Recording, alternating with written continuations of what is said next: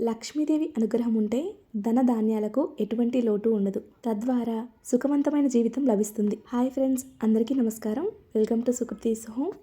ప్రతి మాసంలో కూడా పౌర్ణమి రోజున లక్ష్మీదేవిని విశేషంగా పూజించాలి. ఆ అమ్మ అనుగ్రహం మనకి కలిగింది అంటే మనకు ఇంట్లో ఎటువంటి లోటు ఉండదు. లక్ష్మీదేవి అంటే సిరి సంపద. సిరి సంపద కలిగింది అంటే ఇంట్లో చాలా సమస్యలు దూరమైనట్లే. వారంలో శుక్రవారం రోజున అమ్మవారికి ఎలాగైతే విశేషంగా పూజ చేస్తామో, మాసంలో పౌర్ణమి రోజున, అమావాస్య రోజున కూడా అలాగే విశేషంగా పూజ చేయాలి. ముఖ్యంగా పాల్గొన మాసంలో పౌర్ణమి రోజున క్షీరసాగర మదన సమయంలో సాగరంలో ఉద్భవించిన అనేక వస్తువుల్లో లక్ష్మీదేవి కూడా జన్మించిందని చెప్తుంటారు. లక్ష్మీ జయంతి రోజున లక్ష్మీదేవిని పూజించడం వలన అపారమైన పుణ్యాలు లభిస్తాయని, ధనధాన్యాలకు ఎటువంటి లోటు ఉండదు అని చెప్తారు. అయితే ఈ పాల్గొన మాసంలో లక్ష్మీ జయంతి ఎప్పుడు వచ్చింది, ఆ రోజున పూజ ఏ విధంగా చేసుకోవాలి, ఎటువంటి నియమాలు పాటించాలి, ఎటువంటి పనులు చేయకూడదు, వీటన్నిటి గురించి ఈరోజు వీడియోలో తెలుసుకుందాము. మనం ప్రతి శుక్రవారం రోజున ఉదయాన్నే ఎలాగైతే గడపల్ని అలంకరించుకుంటామో పసుపు కుంకుమలతో, అలాగే లక్ష్మీ జయంతి రోజు కూడా ఉదయాన్నే అలా చేసుకోవాలి. ఇంటి ముందు కూడా చక్కగా ముగ్గులతో అలంకరించుకోవాలి. నిండుగా ఉండాలి. వాకిలి చూసే అమ్మవారు ఇంట్లోకి అడుగు పెడతారు అని చెప్తారు. అందుకే వాకిలి ఎప్పుడూ కళగా ఉండాలి. అలాగే చక్కగా తలస్నానం చేసి ఇంట్లో ఈశాన్యం భాగాన ఒక పీఠం ఏర్పాటు చేసుకోవాలి. అయితే లక్ష్మీ జయంతి రోజున అంటే పౌర్ణమి రోజున మనం ఉదయమైనా పూజ చేసుకోవచ్చు, లేదా సాయంకాలం అయినా చేసుకోవచ్చు. ఉదయం యథావిధిగా నిత్య పూజ చేసుకొని సాయంకాలం 6 గంటల తర్వాత పీఠం ఏర్పాటు చేసుకొని పూజ చేసుకుంటే కూడా చాలా మంచిది. మనం ముఖ్యంగా అమావాస్య తిథులలో, పౌర్ణమి తిథులలో సాయంకాలం సమయంలోనే అమ్మవారిని విశేషంగా పూజ చేస్తాము. కాకపోతే లక్ష్మీ జయంతి రోజున అంటే పాల్గొన పౌర్ణమి రోజున ఉదయమైనా పూజ చేసుకోవచ్చు. ఉదయం నిత్య పూజ చేసుకొని ఆ రోజంతా కూడా టిఫిన్ చేస్తూ ఉపవాసం చేయవచ్చు, లేదా పాలు పండ్లు తీసుకొని ఉపవాసం ఉంటే కూడా చాలా మంచిది. సాయంకాలం పూజ తర్వాత భోజనం చేయవచ్చు. ఈశాన్యం భాగాన ఒక పీఠం ఏర్పాటు చేసుకొని ఆ పీఠం మీద చక్కగా ఒక జాకెట్ ముక్క కానీ తెల్లటి టవల్ కానీ పరుచుకొని దాని మీద ఒక 3 గుప్పెలు కానీ 5 గుప్పెలు కానీ బియ్యం పోసి లక్ష్మీదేవి చిత్రపటానికి చక్కగా గంధము కుంకుమ అలంకరించి పెట్టుకోవాలి. లక్ష్మీదేవి చిత్రపటం ఇలా ఉంటే చాలా శుభప్రదము. లక్ష్మీ అమ్మవారు ఆకుపచ్చని చీరతో ఇలా తామర పువ్వులో కూర్చొని అటు ఇటు శ్వేత ఏనుగులు ఇలా అభిషేకం చేస్తున్నట్లుగా ఉంటే చాలా మంచిది. అలాగే సువాసన భరితంగా ఉండే పుష్పాలతో అమ్మవారిని అలంకరించాలి. అలాగే అమ్మవారిని మనం పూజించే రోజు అంటే పౌర్ణమి రోజు అయితే తెలుపు రంగు వస్త్రాలను ధరించి పూజ చేసుకుంటే కూడా చాలా మంచిది. ఇంకా అమ్మవారిని కాయిన్స్ మాలతో, తామరగింజల మాలతో, పసుపు కొమ్ముల మాలతో, యాలకుల మాలతో అలా మనకి నచ్చిన మాలలతో అలంకరించవచ్చు. లక్ష్మీదేవి అలంకార ప్రియురాలు. మనం ఎంత అలంకరిస్తే అంత తృప్తి చెందుతుంది. అలాగే లక్ష్మీదేవిని పూజించేటప్పుడు మనం కూడా అంతే నిండుగా అలంకరించుకొని పూజ చేయాలి. చక్కగా చేతుల నిండా గాజులు, కాళ్ళకి పసుపు, తల నిండా పువ్వులు పెట్టుకొని అమ్మవారికి పూజ చేయాలి. అమ్మవారి దగ్గర పసుపు కుంకుమ కూడా నిండుగా పెట్టుకోవాలి. అలా నిండుగా పెట్టుకోవడం వలన మన ఇంట్లో ప్రతిదీ కూడా అలా నిండుగా ఉంటుంది. ఇలా ఏర్పాటు చేసుకొని మనం ఏ పూజ చేయాలన్నా, ఏ వ్రతం చేయాలన్నా ముందుగా ఆ విఘ్నేశ్వరుని పూజించాలి. అందుకే విఘ్నేశ్వరుని విగ్రహం కానీ లేదా పసుపు గణపతిని కానీ చేసుకొని పూజలో పెట్టుకొని పూజ ప్రారంభించాలి. విఘ్నేశ్వరునికి దీపధూప నైవేద్యాలు సమర్పించాలి. అలాగే గణేశునికి షోడశోపచార పూజ కూడా చేసుకోవచ్చు, లేదా ఇలా పంచోపచార పూజ చేసుకోవచ్చు. గణేష అష్టోత్తర శతనామాలు చదువుకుంటూ కానీ లేదా ఓం గం గణేశాయ నమః అని చదువుకుంటూ పూజ చేసుకోవాలి. ఈసారి పాల్గొన మాసంలో పౌర్ణమి తిథి మార్చి 13 గురువారం రోజున వచ్చింది. గురువారం అంటే అమ్మవారికి ఎంతో ప్రీతికరమైన లక్ష్మీవారం. మార్చి 13 ఉదయం 10 గంటల నుండి మార్చి 14 శుక్రవారం రోజున మధ్యాహ్నం 12 గంటల వరకు ఉంది. కాకపోతే పౌర్ణమి తిథి ఎప్పుడైతే సాయంకాలం ఉంటుందో ఆ రోజున పౌర్ణమి పూజ చేసుకుంటే మంచిది. అందుకే సాయంకాలం పౌర్ణమి పూజ చేసుకోవాలనుకునే వాళ్ళు మార్చి 13 సాయంకాలం చేసుకోండి. ఉదయం చేసుకోవాలి అనుకునే వాళ్ళు మార్చి 14 శుక్రవారం ఉదయం చేసుకోవచ్చు. మార్చి 14 శుక్రవారం రోజున మార్చి 14 ఉదయం 9 గంటల నుండి మధ్యాహ్నం 3 గంటల వరకు చంద్రగ్రహణం ఉంది. మన భారతదేశంలో కనిపించదు. అందుకే ఎటువంటి నియమాలు పాటించాల్సిన అవసరం లేదు. కాకపోతే గర్భిణీ స్త్రీలు రిస్క్ తీసుకోకూడదు కాబట్టి గ్రహణ నియమాలు పాటిస్తేనే మంచిది. మనకైతే లేదు, పాటించాల్సిన అవసరం లేదు అంటున్నారు. కానీ గర్భిణీ స్త్రీలు ఆ ఒక్కరోజు రిస్క్ తీసుకుంటే లైఫ్ లాంగ్ బాధపడాలి. అందుకే అలాగే గ్రహణం ఎక్కడ ఉన్నా ఎంతో కొంత ప్రభావం అయితే మన మీద ఉంటుంది. అందుకే నార్మల్ వాళ్ళు ఎటువంటి నియమాలు పాటించకపోయినా పర్వాలేదు, గర్భిణీ స్త్రీలు మాత్రం ఆ రోజు నియమాలు పాటించండి. చక్కగా గురువారం రోజున సాయంకాలం మీరు పీఠం ఏర్పాటు చేసుకున్నట్లయితే శుక్రవారం ఉదయం కూడా అదే పీఠం మీద చక్కగా పూజ చేసుకోవచ్చు. సాయంకాలం లక్ష్మీ పూజ చేసుకున్న తర్వాత చంద్రుని కూడా పూజిస్తే చాలా మంచిది. చంద్రుని ఏ విధంగా పూజించాలి అనేది మన వీడియోస్లో ఆల్రెడీ ఉందండి. లింక్ కింద డిస్క్రిప్షన్లో ఇస్తాను. ఇంట్రెస్ట్ ఉంటే ఒకసారి చెక్ చేయండి. విఘ్నేశ్వరునికి ధూపదీప నైవేద్యాలు సమర్పించిన తర్వాత లక్ష్మీదేవికి పసుపు, కుంకుమ, గంధము, అక్షింతలు, పుష్పము సమర్పించాలి. అయితే పాల్గొన పౌర్ణమి రోజున లక్ష్మీదేవికి పసుపుతో అభిషేకం చేస్తే చాలా మంచిది అని చెప్తారు. మనం ప్రతి శుక్రవారము అమావాస్య తిథులలో, పౌర్ణమి తిథులలో కూడా అమ్మవారికి పంచామృతాలతో, పసుపు కుంకుమలతో అభిషేకం చేయవచ్చు. మన వీలుని బట్టి విశేషంగా ఏ విధంగా అయినా పూజ చేసుకోవచ్చు. ఇక్కడ నేను స్వామి అమ్మవార్లకు ఇద్దరికీ అభిషేకం చేయడానికి ఏర్పాటు చేసుకున్నాను. అభిషేకం అనేది మనసుకు ఎంతో ప్రశాంతతనిస్తుంది. వెంకటేశ్వర స్వామికి అయితే సోమవారము, శనివారం రోజుల్లో తులసి తీర్థంతో అభిషేకం చేస్తే కూడా చాలా మంచిది. లక్ష్మీదేవి ప్రతిమ లేకపోతే పూజ యథావిధిగా చేసుకోండి. అభిషేకం చేయకపోయినా పర్వాలేదు. మన దగ్గర ఏమీ లేకపోయినా సరే పూజ మాత్రం చేసుకోవడం మానుకోకండి.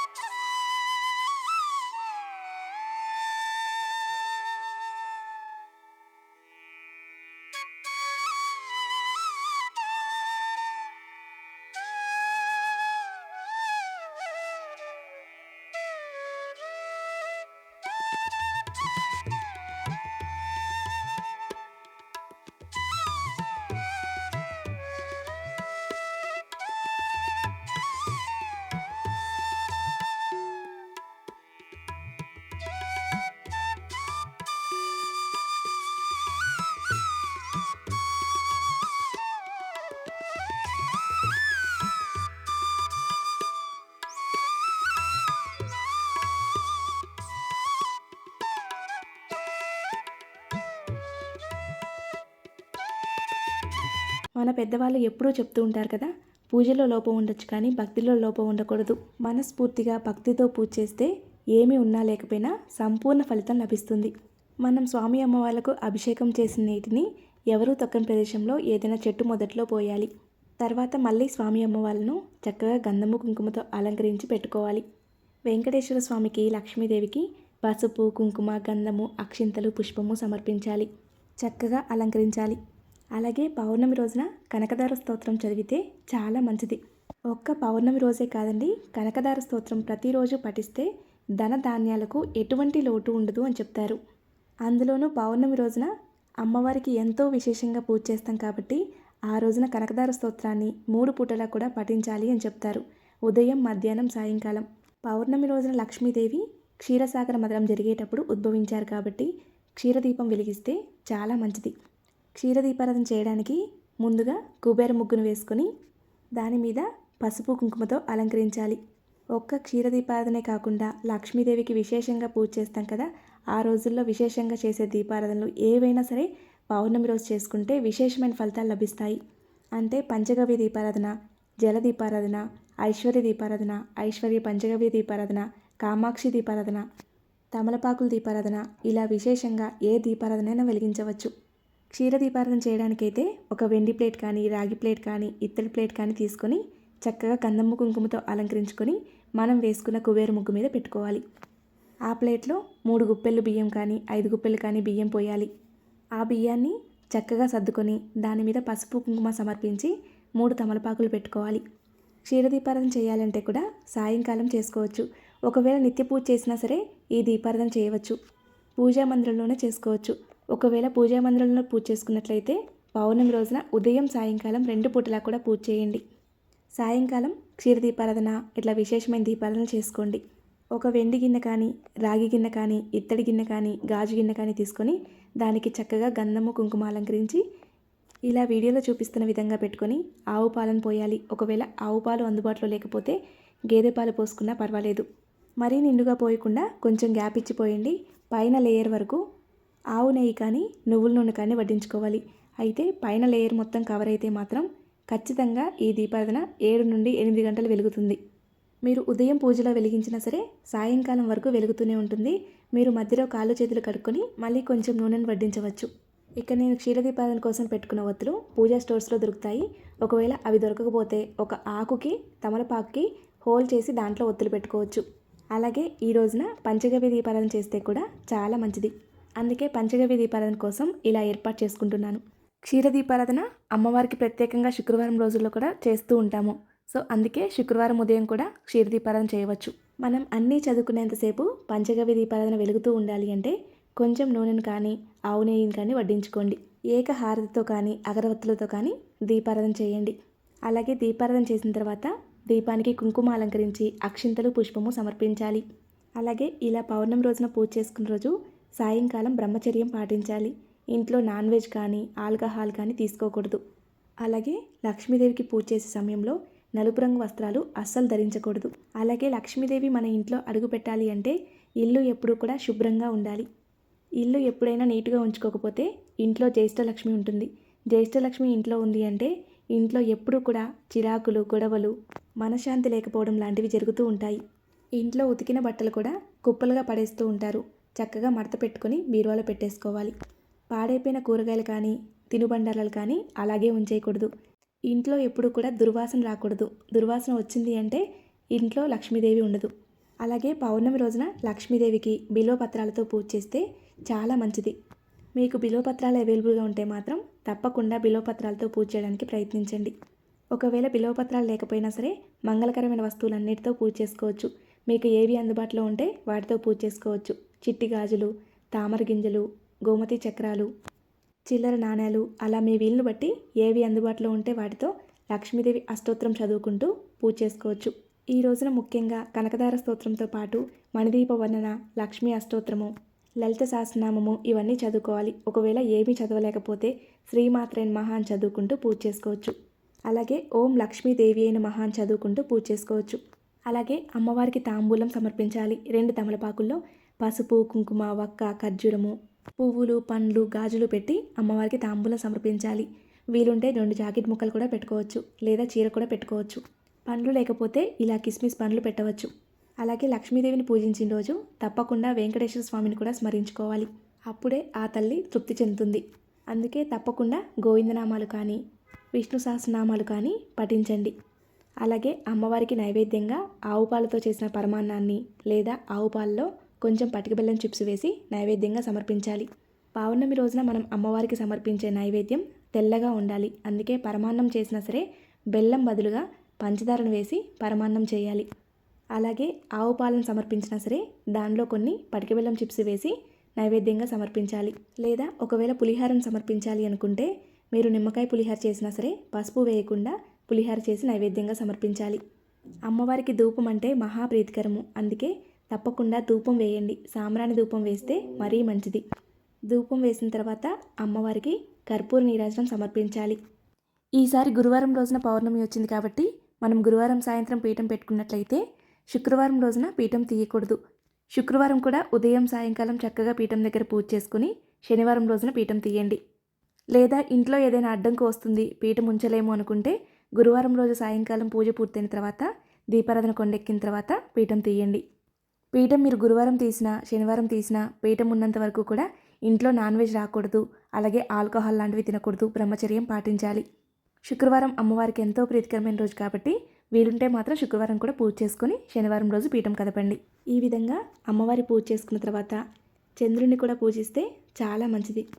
చంద్రునికి పూజ చేసుకోలేకపోయినా సరే అర్ఘ్యం సమర్పించండి. అలాగే పౌర్ణమి వెన్నెల్లో కూర్చొని లలిత సహస్రనామం చదువుకోండి. పౌర్ణమి రోజున సాయంకాలం ఇంట్లో కూడా లలిత పారాయణం పెట్టిస్తే చాలా మంచిది. అలాగే పౌర్ణమి రోజున ఇలా పూజ చేసుకున్న తర్వాత కనీసం ఒక్కళ్ళకైనా తాంబూలం ఇవ్వండి. ఒక్క ముత్తైదునైనా పిలిచి తాంబూలం ఇస్తే లక్ష్మీదేవికి ఇచ్చినట్లుగా భావించాలి. జాకెట్ ముక్క, పూలు, పండ్లు పెట్టి తాంబూలం ఇవ్వండి. అసలు మీరు పూజ చేసుకోలేకపోతున్నారు అనుకుంటే నిత్య పూజ ఎలాగూ చేసుకుంటారు కదా, అలా చేసుకునైనా సరే ఒక ముత్తైదును పిలిచి తాంబూలం ఇస్తే లక్ష్మీదేవికి ఇచ్చినట్లుగా మనకు ఫలితం లభిస్తుంది.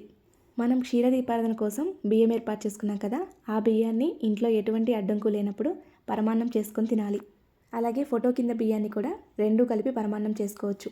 మీరు ఇలా ఉదయం పూజ చేసుకున్నట్లయితే మధ్యాహ్నం భోజనం చేయవచ్చు. ఒకవేళ సాయంకాలం పూజ చేసుకోవాలి అనుకుంటే మధ్యాహ్నము ఉదయము 2 పూటలు కూడా టిఫిన్ చేస్తూ లేదా పాలు పండ్లు తీసుకుంటూ ఉపవాసంలాగా ఉండాలి. సాయంకాలం ఈ పూజ అయ్యే వరకు భోజనం చేయకూడదు. పూజ పూర్తయిన తర్వాత భోజనం చేయవచ్చు. తెలుసుకున్నారు కదండి, పౌర్ణమి రోజున అమ్మవారికి విశేషంగా పూజ ఏ విధంగా చేసుకోవాలి, ఎటువంటి నియమాలు పాటించాలి అనేది. ఈ వీడియో మీలో కొంతమందికైనా ఉపయోగపడుతుంది అనుకుంటున్నాను. అలాగే మీలో కొంతమందికైనా నచ్చింది అనుకుంటున్నాను. ఈ వీడియో కానీ మీకు నచ్చినట్లయితే లైక్ చేయండి, మీ స్నేహితులకి బంధువులకి షేర్ చేయండి. మరిన్ని వీడియోస్ కోసం మన ఛానల్ సబ్స్క్రైబ్ చేసుకోండి. ధన్యవాదములు.